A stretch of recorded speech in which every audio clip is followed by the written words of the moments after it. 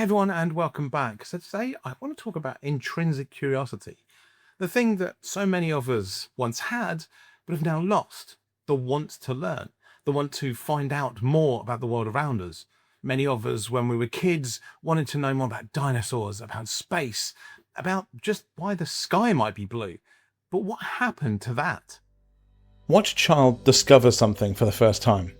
Not a child being taught something, not a child completing a worksheet or working toward a star chart or preparing an assessment, just a child who's found something interesting and can't leave it alone. They don't ask whether it'll be useful.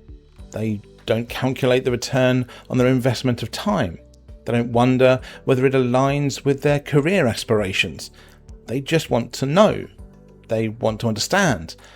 The question drives them forward entirely on its own, without any external machinery required. That's what curiosity looks like when it's left alone. And the question we have to ask is a simple one. What happened to that? Because somewhere between that child crouched over something fascinating in the garden and the adult sitting in a lecture theatre calculating whether their degree will pay off in salary terms, something was lost.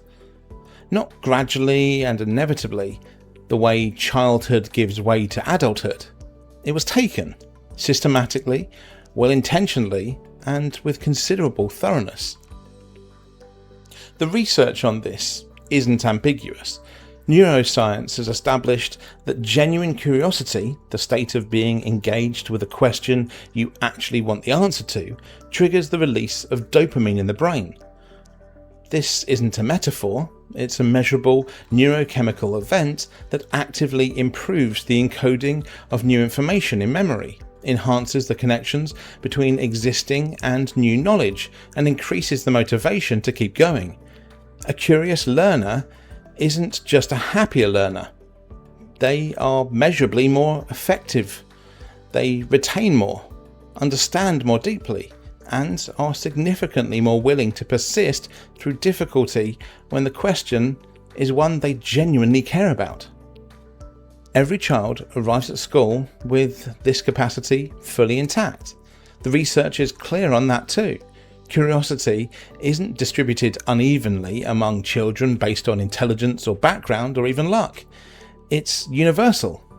It's there in every child who can't pass a puddle without investigating it, in every child who asks why the sky is blue and then, unsatisfied with the answer, keeps asking until the explanation runs out. And then school starts, and slowly, reliably, the questions stop. This isn't because teachers are indifferent. This isn't because teachers are indifferent or malicious. Most teachers enter the profession precisely because they love learning and want to share that love. But the system they work within isn't built around curiosity. It's built around measurement. And measurement, it turns out, does something very specific and very damaging to intrinsic motivation. In the early 1970s, the psychologist Edward Deci conducted a now famous experiment. He took a group of people who were already genuinely interested in solving puzzles, people who engaged with them voluntarily and with evident enjoyment, and he began paying some of them for each puzzle they completed. Predictably, the paid group worked harder whilst the payment was in place. But when the payment stopped, something striking happened. They lost interest in the puzzles entirely, showing less engagement than before the experiment began. The group, who had never been paid at all, continued as before, still drawn to the puzzles for their own sake. What Deci had identified is now called the overjustification effect. When you attach an external reward to an activity that someone already finds intrinsically rewarding, you change the meaning of that activity for them. It stops being something they do because they want to understand. It becomes something they do to get the reward. And once the reward is removed, the intrinsic motivation doesn't return to where it was. It's been crowded out. Applied to education at scale, that finding should give us serious pause. Because what we've built across decades of educational reform is a system almost perfectly designed to produce the over-justification effect in every child who passes through it. We reward learning with grades, and grades with qualifications, and qualifications with employment, and employment with salary. At every stage, the external justification multiplies. At every stage, the intrinsic motivation it displaces is a little harder to recover.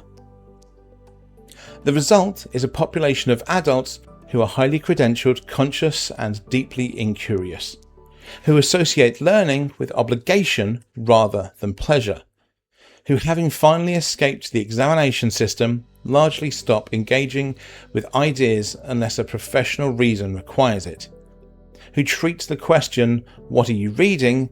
as an invitation to discuss industry publications rather than the last book that genuinely gripped them. Consider what we've lost. Michael Faraday was the son of a blacksmith with almost no formal education. He became a bookbinder's apprentice and, in the hours after work, read every scientific text that passed through his hands. Not because it would advance his career, there was no career to advance. He read because he couldn't stop reading, because the questions the books raised demanded answers, because curiosity was the only engine running. He went on to discover the principles of electromagnetic induction, work that laid the foundation for every electric power system on Earth. Albert Einstein kept a portrait of Faraday in his office. Charles Darwin spent years obsessing over beetles before he had any framework for what the obsession meant. The curiosity came first, the theory followed. That's how the most significant intellectual breakthroughs tend to work, not from a targeted research program with defined outcomes, but from someone who found something so interesting they couldn't leave it alone. We've built an education system that would have struggled to produce either of them.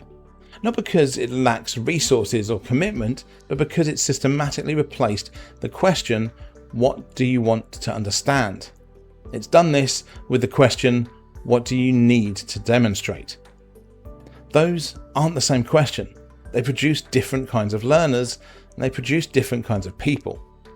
The curious person isn't just better educated in any narrow sense.